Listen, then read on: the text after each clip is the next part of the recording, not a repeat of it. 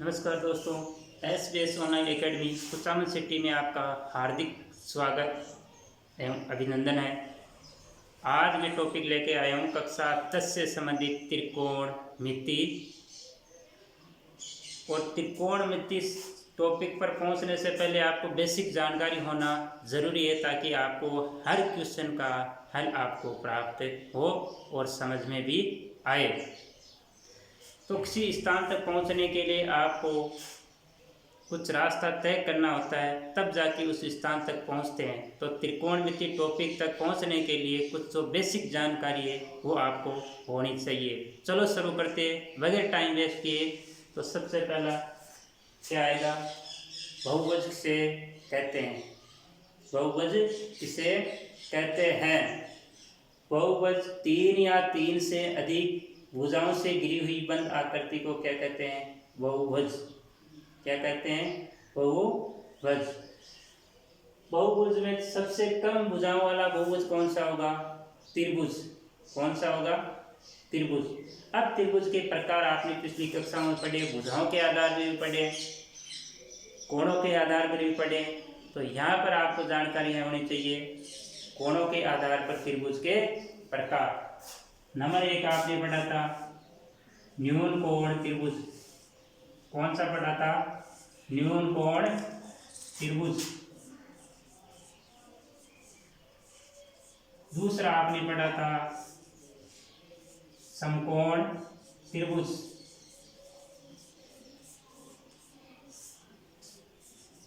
समकोण त्रिभुज।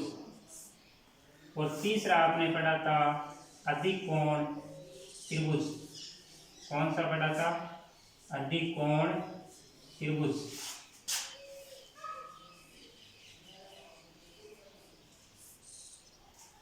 तो 3 त्रिभुज पढ़े कोणों के आधार पर, न्यून कोण त्रिभुज, समकोण त्रिभुज और अधिकोण त्रिभुज। तो न्यून कोण त्रिभुज किसे कहते हैं? वो त्रिभुज जिसके तीनों कोण न्यून कोण हो, वो त्रिभुज न्यून कोण त्रिभुज कहलाता है। अब न्यून कोण कौन से होते हैं? वे कोण जिनका मान 0 से 90 के बीच में होते हैं, उन कोणों को हम न्यून कोण कहते हैं। दूसरा पढ़ा था समकोण त्रिभुज किसे कहते हैं? वह त्रिभुज जिसमें एक कोण समकोण हो अर्थात 90 डिग्री का हो, उसे समकोण त्रिभुज कहते हैं। तीसरा पढ़ा था अधिकोण त्रिभुज। वह त्रिभुज जिसमें एक कोण अधिकोण हो, उसे अधिकोण त्रिभुज कहते हैं। अधिकोण त्रिभुज में अधिकोण क्या है? वह कोण जिनका मान 90 से बड़ा लेकिन 180 से छोटा हो, वो कोण क्या कहलाएगा? अधिकोण कहलाएगा। और वह त्रिभुज जिसमें एक कोण अधिकोण हो, वह त्रिभुज क्या कहलाएगा? अधिकोण त्रिभुज। दोस्तों साथ ये बता दो, जो भी कंपटीशन की तैयारी करें वो भी ये अपना त्रिकोणमिति से संबंधित बेस क्लियर करने के लिए ये वीडियो देख सकते हैं। तो अब बात करेंगे हम समकोण त्रिभुज की। तो समकोण त्रिभुज की सिर्फ हम यहाँ पर बात करने वाले हैं सिर्फ और सिर्फ समकोण त्रिभुज से संबंधित। तो समकोण त्रिभुज से कहते हैं वो आपने पढ़ ही लिया। अब समकोण त्रिभुज में आप के सामने एक त्रिभुज बना रहा हूं जिसमें एक कोण 90 डिग्री का हो, उससे समकोण त्रिभुज कहते हैं। त्रिभुज मैंने बना दिए ABC। ये कोण है 90 डिग्री का। ये कौन सा कोण है? 90 डिग्री का। अब इसकी कुछ भुजाओं के नाम है समकोण त्रिभुज है, अर्थात जिस प्रकार किसी व्यक्ति विशेष को हम नाम से जानते उसी प्रकार समकोण त्रिभुज की भुजाओं को हम एक विशेष नाम से जानते हैं। तो 90 डिग्री के सामने की भुजाओं को हम क्या कहते हैं? क्या कहेंगे? कर्ण। क्या कहेंगे? कर्ण। और अब जिस का त्रिकोणमिति अनुपात देंगे उसके सामने की जो भुजा आएगी, मान लो यहाँ पर ये थीटा है, तो इसके सामने की जो भुजा आएगी उसे क्या कहेंगे? लंब। क्या कहेंगे? लंब। और जो बाकी बचा है बेस यानी आधार, हाइपोटेंजेंट, बेस और परपेंडिकुलर। 90 डिग्री के सामने की भुजा कर्ण कहलाएगी और थीटा के सामने की भुजा क्या कहलाएगी? यानी जो कोण दे रहे हैं हम समकोण त्रिभुज में, उसके सामने की भुजा हमेशा क्या कहलाएगी? लंब अर्थात परपेंडिकुलर। और जो बाकी बची तीसरी अन्य भुजा वो क्या कहलाएगी? आधार।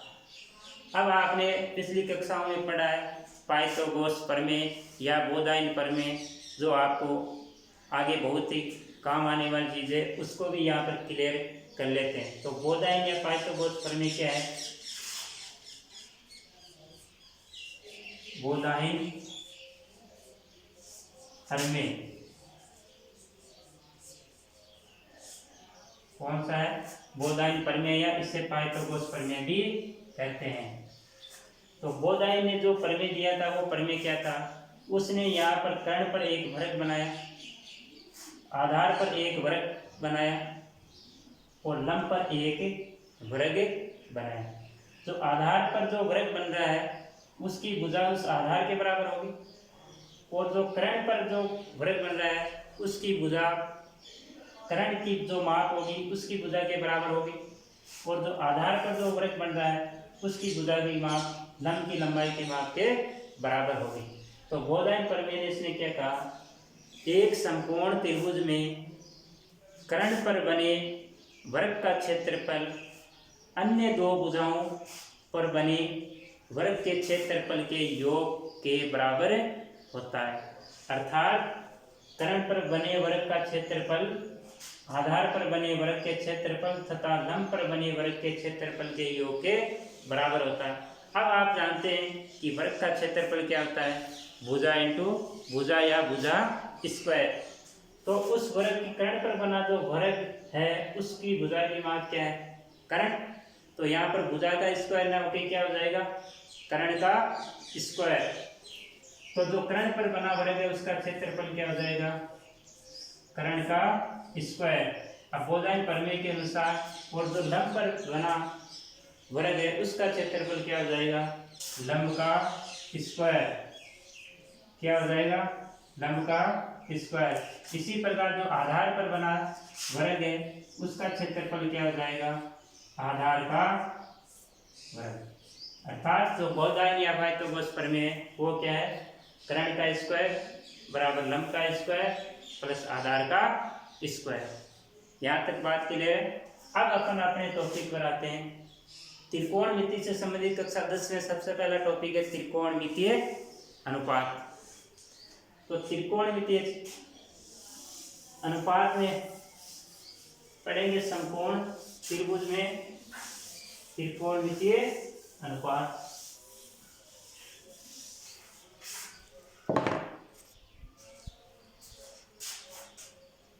तो जो हमारा आज का टॉपिक है त्रिकोणमितीय अनुपात।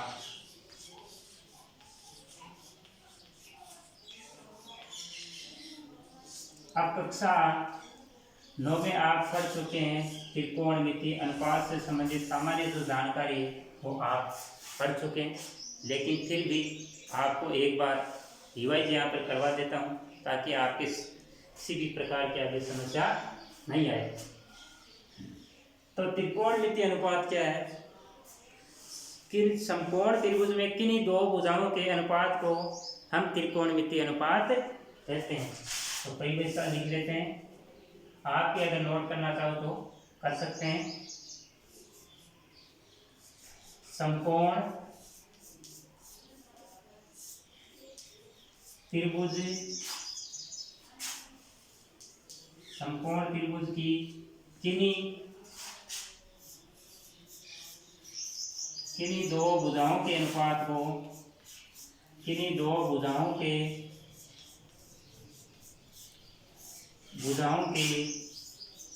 अनुपात को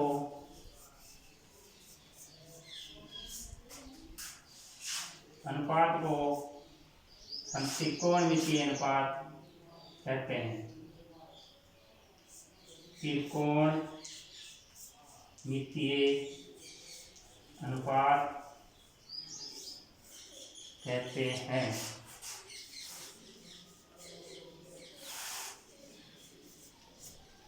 तो समकोण त्रिभुज की किन्हीं दो भुजाओं के अनुपात को त्रिकोणमितीय अनुपात कहते हैं। ये संख्या में कितने होते हैं? 6 होते हैं। नंबर 1 होता है साइन थीटा। नंबर 2 होता है कोसाइन थीटा। नंबर 3 होता है टेंजेंट थीटा।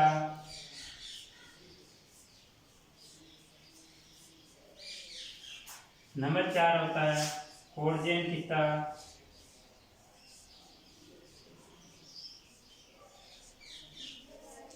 नंबर 5 होता है सेकेंड थीटा।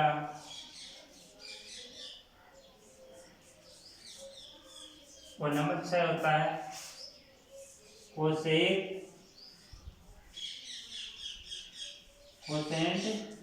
थीटा। तो कितने होते हैं total? 6। Sine theta, cosine theta, tangent theta, cotangent theta और सेकेंड थीटा और कोसेक थीटा। तो इसका शॉर्ट रूप यानी इसको संकेत में या संप्रेक्ष में इसे कैसे लिखेंगे? यहाँ से ऊपर से मैं हटा रहा हूँ।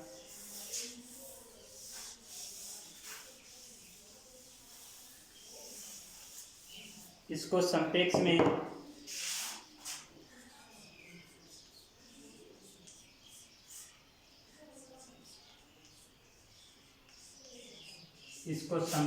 में साइन थीटा को लिखेंगे साइन थीटा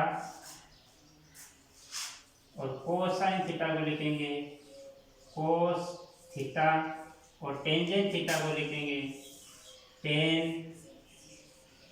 थीटा और कोटेंजेंट थीटा को लिखेंगे कोट थीटा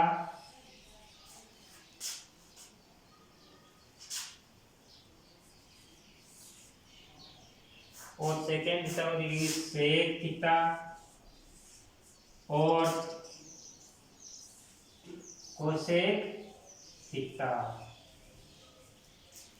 यानी इसको संप्रेक्ष में कैसे लिखेंगे? Sine theta, cos theta, tan theta, cot theta, sec theta और कोसेक थीटा।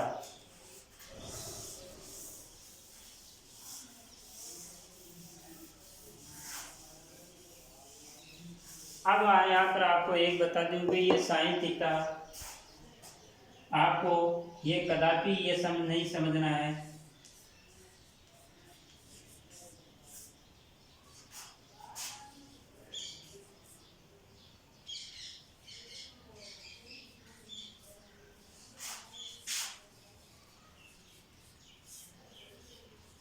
यानी कभी भी आपको इस प्रकार इसको ये नहीं समझना है कि साइन थीटा बराबर साइन इंटू थीटा होता है। ये आपका गलत हो जाएगा। ये कभी भी इस प्रकार नहीं लिखा जाएगा। इसी प्रकार अगर कोस थीटा है उसको भी आपको इस प्रकार कोस इंटू थीटा कभी भी नहीं लिखना है, ये गलत है। इसी प्रकार टेन थीटा को भी नहीं लिखना है, कोट थीटा को भी नहीं लिखना है, सेक थीटा को भी इस प्रकार नहीं लिखना है, कोसेक थीटा को भी इस प्रकार नहीं लिखना है। चलो अब बात करते हैं त्रिकोणमितीय अनुपात। साइन थीटा का मान क्या होगा, कोस थीटा का मान क्या होगा, टेन थीटा का मान क्या होगा, कोट थीटा का मान क्या होगा, सेक थीटा का मान क्या होगा, कोसेक थीटा का मान क्या होगा। तो चलो वापिस एक बार समकोण त्रिभुज बनाते हैं, उसमें लंब कर्ण और आधार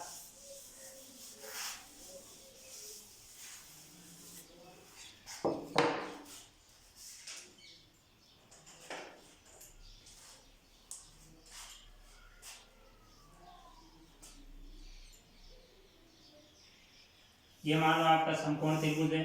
अब आपको 6 के 6 त्रिकोणमितीय अनुपात आपको लिखना है। ये कोण 90 डिग्री का है। अब यहाँ पर ये कोण ले, आप ये दे रहे हो या ये दे रहे हो, उस पर डिपेंड करेगा लंब कौन सा होगा। 90 डिग्री के सामने की भुजा क्या कहलाएगी? करण या हाइपो और टेंजेंट। और मान लो ये कोण दे रहे हो थीटा, तो इसके सामने की भुजा क्या कहलाएगी? लंब। और बाकी बची तीसरी भुजा या अन्य भुजा जो बची वो क्या कहलाएगी? आधार या बेस।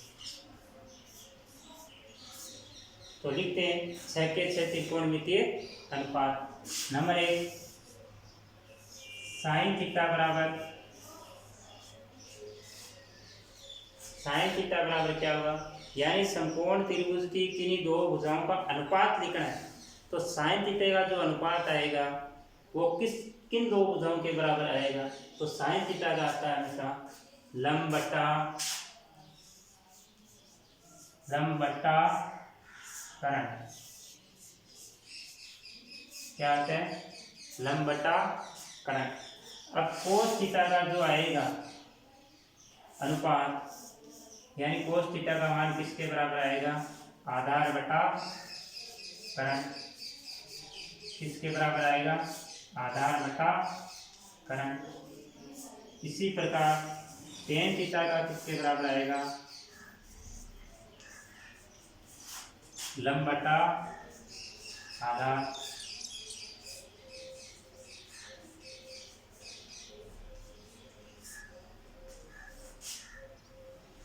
अब इसके सामने लिख रहा हूं मैं साइन थीटा के सामने यहाँ पर नंबर 4 लिखूंगा। कोसेक थीटा का मान क्या रहेगा?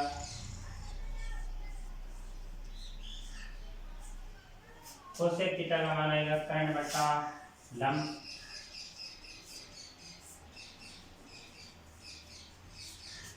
और नंबर 5 सेक थीटा का मान क्या हो जाएगा? कर्ण बटा आधार। कर्ण बटा आधार। और नंबर 6 कोट थीटा का मान क्या जाएगा? आधार बटा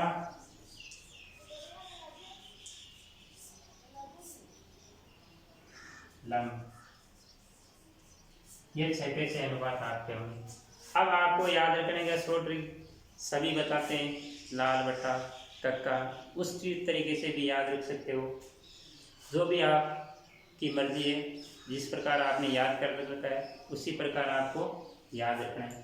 तो साइन थीटा बराबर लंब बटा कर्ण होता है, और कोसेक थीटा बराबर क्या होता है? कर्ण बटा लंब। और कोस थीटा बराबर होता है आधार बटा कर्ण। तो सेक थीटा बराबर हो जाएगा कर्ण बटा आधार। और टेन थीटा बराबर होता है लंब बटा आधार। और कोट थीटा बराबर होता है आधार बटा लंब। अब आप तो शॉर्ट ब्रेक में मान लो किसी ने नहीं पढ़ा, लाल LAL और K और A, लाल बटा टक्का। L का मतलब होता है लंब, A का मतलब होता है आधार, और K का मतलब होता है कर्ण। तो इसके मैं 3 पार्ट कर लेता हूँ। तो सबसे पहला पार्ट किसका आएगा? ये साइन थीटा का। और जो दूसरा पार्ट आएगा वो किसका आएगा? कोस थीटा का। किसका आएगा? कोस थीटा का। और जो तीसरा पार्ट है वो किसका आएगा? टेन थीटा का। अर्थात साइन थीटा का मान जो ये sign theta, cos theta, tan theta. Sine theta लंब बटा कर्ण, कोस थीटा आधार बटा कर्ण, टेन थीटा लंब बटा आधार। अब आपको साइन थीटा का विपरीत क्या आता है या उल्टा क्या आता है? Cosec theta. तो इसका उल्टा करेंगे, तो यहाँ पर इसका उल्टा करेंगे तो नीचे क्या जाएगा? Cosec theta. और इसका होता है सेक थीटा। और टेन थीटा का उल्टा होता है कोट थीटा। ठीक है दोस्तों, यहाँ तक समझ में आएगा। मैं आगे चलता हूँ। अब यहाँ पर देखो एक और बात बता देता हूँ कि साइन थीटा और कोसेक थीटा एक दूसरे के विपरीत है। इसी प्रकार कोस थीटा और सेक थीटा एक दूसरे के विपरीत है। इसी प्रकार टेन थीटा और कोट थीटा भी एक दूसरे के विपरीत है। और लाल बट्टा का आप याद रखना sign theta, cos theta, tan theta. ठीक है, पहले कोष्टक में आएगा साइन थीटा, दूसरे में आएगा कोस थीटा, तीसरे में आएगा टेन थीटा। यानी साइन थीटा बराबर किसके होगा, एल बटा सेक यानी लंब बटा कर्ण। और कोस थीटा किसके बराबर आएगा, आधार बटा कर्ण। और टेन थीटा किसके बराबर आएगा, लंब बटा आधार। यहां से मैं हटा रहा हूं थोड़ा।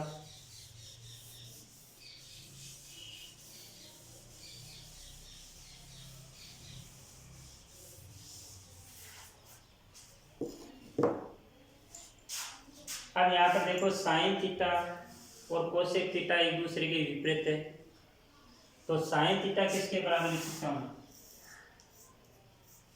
साइन थीटा बराबर, भाई साइन थीटा को मैं उल्टा करके लिखूंगा तो किसके बराबर आएगा, कोसेक थीटा। अगर कोसेक थीटा को मैं उल्टा करके लिखूंगा तो किसके बराबर आएगा, साइन थीटा के बराबर। तो साइन थीटा का मान किसके बराबर हो जाएगा, 1 कोसेक थीटा। यानी यहाँ पर जो भी मान आएगा कोसेक थीटा का मान लिखूंगा मैं कर्ण बटा लंब, कर्ण बटा लंब लिखो, लंब संख्या ऊपर हो जाएगी गुणा, तो बन जाएगी क्या, लंब बटा कर्ण। इसी प्रकार कोसेक थीटा किसके बराबर हो जाएगी, 1 साइन थीटा के बराबर। इसी प्रकार कोस थीटा किसके बराबर हो जाएगा, 1 सेक थीटा के बराबर। और सेक थीटा किसके बराबर हो जाएगा, 1 कोस थीटा के बराबर। और इसी प्रकार टेन थीटा किसके बराबर हो जाएगा, 1 कोट थीटा। और कोट थीटा किसके बराबर हो जाएगा,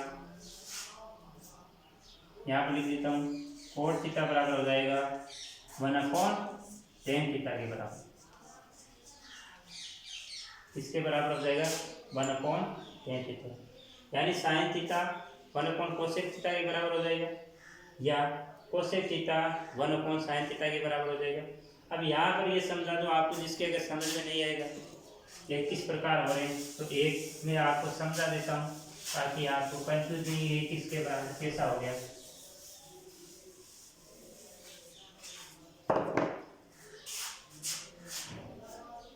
भाई मैं साइन थीटा बराबर कैसे लिख रहा हूँ, 1/कोसेक थीटा। तो अब कोसेक थीटा का मान लिखो, 1/कोसेक थीटा बराबर होता है कर्ण बटा लंब, कर्ण बटा लंब। ठीक है, अब मान लो यहाँ पे ये संख्या है तो कर्ण बटा लंब या 2/3 है तो 3 ऊपर जाते के गुणा होती है, या ये जो संख्या भाग में है तो भाग में आने वाले राशि तो गुणा में करेंगे तो अगली संख्या उल्ट जाएगी। अर्थात यानी एक में किसका भाग दे रहे हैं, कर्ण बटा लंब का। किसका भाग है, कर्ण बटा लंब का। अब इस भाग के चिन्ह को मैं गुणा में कन्वर्ट करके ये क्या हो जाएगी, आगे वाली संख्या उलट जाएगी, यानी लंब बटा कर्ण हो जाएगी। अर्थात लंब बटा कर्ण जो किसका मान है, साइन थीटा का, तो किसका मान है, साइन थीटा का। चलो दोस्तों, आज का वीडियो इतना ही, अगले वीडियो में फिर मिलेंगे। और आपसे प्लीज़ एक निवेदन करता हूँ, प्लीज़ चैनल को लाइक, सब्सक्राइब, बेल आइकन को ज़रूर दबाएं ताकि प्रत्येक स्टूडेंट, ज़रूरतमंद स्टूडेंट के पास ये वीडियो पहुँचे और घर बैठे अपने समय का सदुपयोग करें और टॉपिक के संबंधित जानकारी प्राप्त कर सके। धन्यवाद दोस्तों, नमस्कार।